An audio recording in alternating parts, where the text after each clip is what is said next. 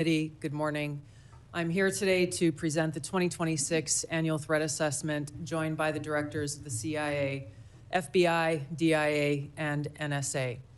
Before I continue, on behalf of the intelligence community, I want to extend our thanks to General Hartman for his 37 years of service in uniform and closing out his 37 years with tremendous leadership of the NSA. This briefing is being provided in accordance with ODNI's statutory responsibility.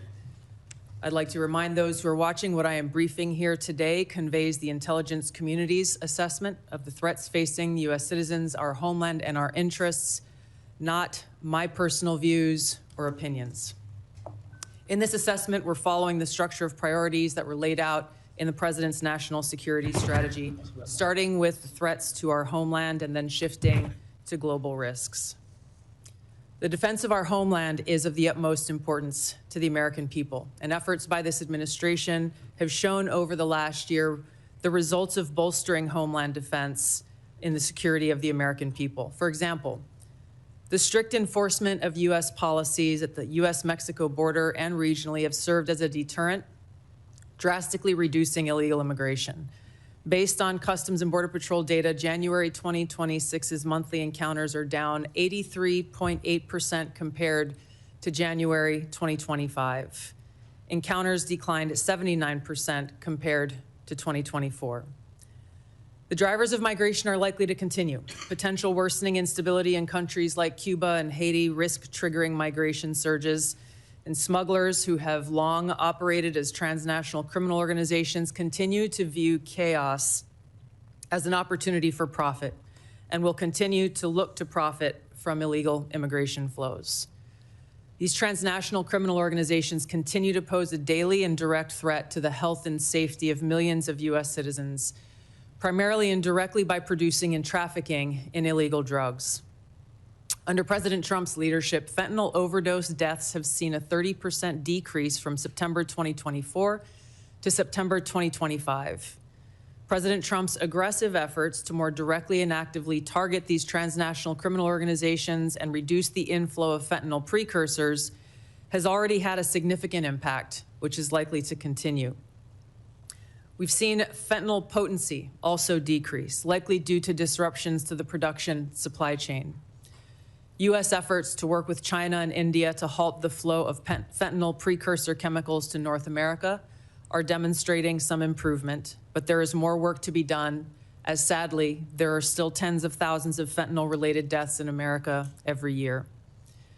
Mexico-based TCOs like the Sinaloa cartel and Jalisco New Generation cartel dominate the production and smuggling of fentanyl, heroin, meth, and cocaine into the United States. Colombia-based DCOs and illegal armed groups like the Revolutionary Armed Forces of Colombia and the National Liberation Army are responsible for producing and trafficking large volumes of cocaine to the U.S. and European markets, with now some indicators of attempts to expand their market to the Asia-Pacific region. Colombia remains the world's largest producer of cocaine, and Colombian criminal groups have expanded their trafficking relationships with neighboring Ecuadorian and Brazilian gangs. As you know, MS-13 is well established in cells within the United States and uses violence to intimidate the Salvadoran diaspora, engaging in murder, extortion, retail drug trafficking, firearms offenses, and prostitution, fueling increased violence and instability. These and other TCOs continue to present a very tangible and individualized risk of violent crime to everyday Americans and contribute to regional instability. As the president increases his focus on counter-drug and counter-cartel pressures, they're likely to seek ways to try to adapt their operations, including shifting production locations and trafficking routes and methods. The United States continues to face a complex and evolving threat landscape with a geographically diverse set of Islamist terrorist actors seeking to propagate their ideology globally and harm Americans, even as al-Qaeda and ISIS remain weaker today than they were at their respective peaks. The spread of Islamist ideology, in some cases led by individuals and organizations associated with the Muslim Brotherhood, poses a fundamental threat to freedom and the foundational principles that underpin Western civilization. Islamist groups and individuals use this ideology for recruiting and financial support for terrorist groups and individuals around the world, and to advance their political objectives of establishing an Islamist caliphate which governs based on Sharia. There are increasing examples of this in various European countries, and President Trump's designation of certain Muslim Brotherhood chapters as foreign terrorist organizations is a mechanism to secure Americans against this threat. In response to setbacks to their capabilities of conducting large-scale complex attacks, Islamist terrorist groups have shifted toward focusing on executing information operations to spread propaganda and inspire or enable individuals located in or with access to the West. U.S. counterterrorism efforts, primarily in Iraq, Somalia, Yemen, and Syria in 2025, were instrumental in removing key terrorist leaders and operatives, degrading the ability of al-Qaeda and ISIS to quickly reconstitute its leadership and plan large-scale attacks against the homeland and U.S. interests abroad. Strict U.S. border enforcement measures and increased deportations of individuals with suspected links to Islamist terrorists have reduced access to the homeland and removed some potential sources of future terrorist attacks. Since January, U.S. officials have only had a handful of encounters at our borders with individuals associated with terrorist groups. This is a positive trend. However, our interagency coordinated efforts to continue to identify, locate, and remove known or suspected terrorists who may already be in the United States continues with vigilance. In 2025, there were at least 3 Islamist terrorist attacks in the United States. Law enforcement disrupted at least 15 U.S.-based Islamist terrorist plotters. Roughly half of last year's disrupted plotters had some online contact with Islamist terrorists inspired by Islamist foreign terrorist organizations abroad. For example, in the recent attempt to attack a synagogue in Michigan, the shooter had familial ties to a Hezbollah leader. Al-Qaeda and ISIS pose the biggest threat to U.S. interests overseas in parts of Africa, the Middle East, and South Asia, where these groups operate. In the Middle East, AQAP in Yemen, ISIS-K in South Asia, and ISIS in Syria are among the most likely groups conducting external plotting. ISIS in Syria is likely seeking to rebuild its ranks, expand support networks, and solicit funds by re-engaging with and recruiting from the likely hundreds of ISIS detainees and thousands of ISIS-linked women and children who were either released or escaped from prisons and displaced person camps that were previously run by the Syrian Democratic Forces in northeast Syria. Meanwhile, state actors present a risk broader in scope by seeking new capabilities in kinetic and cyber warfare. The United States' secure nuclear deterrent continues to ensure safety in the homeland against strategic threats. However, the intelligence community assesses that Russia, China, North Korea, Iran, and Pakistan have been researching and developing an array of novel, advanced, or traditional missile delivery systems with nuclear and conventional payloads that put our homeland within range.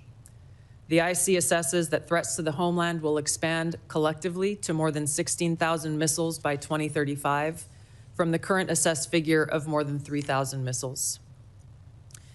The IC assesses that China and Russia are developing advanced delivery systems meant to be capable of penetrating or bypassing U.S. missile defenses. North Korea's ICBMs can already reach U.S. soil, and the IC assesses that it is committed to expanding its nuclear arsenal. Pakistan's long-range ballistic missile development potentially could include ICBMs with a range capable of striking the homeland. The IC assesses that Iran has previously demonstrated space launch and other technology it could use to begin to develop a militarily viable ICBM before 2035, should Tehran attempt to pursue that capability. However, these assessments will clearly be updated as the full impact of Operation Epic Fury's devastating strikes on Iran's missile production facilities, stockpiles, and launch capabilities is determined. These nations collectively will likely seek to understand U.S. plans for advanced missile defense for the homeland, probably for the purpose of shaping their own missile development programs and assessing U.S. intentions regarding deterrence. Shifting to the cyber domain, the IC assesses that China, Russia, Iran, North Korea, and non-state ransomware groups will continue to seek to compromise U.S. government and private sector networks, as well as critical infrastructure, to collect intelligence, create options for future disruption, and for financial gain. The IC assesses that China and Russia present the most persistent and active threats and are continuing their R&D efforts. North Korea's cyber program is sophisticated and agile. In 2025 alone, North Korea's cryptocurrency heist probably stole $2 billion, which the IC assesses is helping to fund the regime and include further development of its strategic weapons programs. Financially or ideologically motivated non-state actors are becoming more bold, with ransomware groups shifting to faster, high-volume attacks that are harder to identify and mitigate. Innovation in the field of artificial intelligence will likely accelerate these threats in the cyber domain.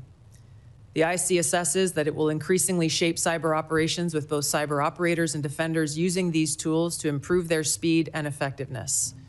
For example, in August of 2025, cyber actors used an AI tool to conduct a data extortion operation against international government, healthcare, and public health emergency service sectors, as well as religious institutions. Moving to the Arctic, the IC assesses that Russia, and to a lesser extent China, aim to strengthen their presence in the region through increased maritime trade, natural resource extraction, and military activity. Russia, which has the longest coastline in the Arctic, has long sought recognition of its polar great power status and is deploying more military forces and building new permanent infrastructure. China, though not an Arctic country, is engaged in more limited efforts in the region to advance its own strategic and economic interests. The IC assesses that China is the most capable competitor in the field of artificial intelligence.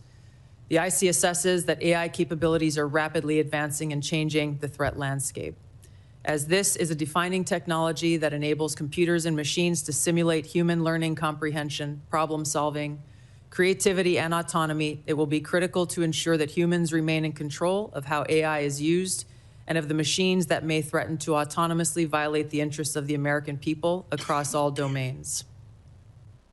AI adoption at scale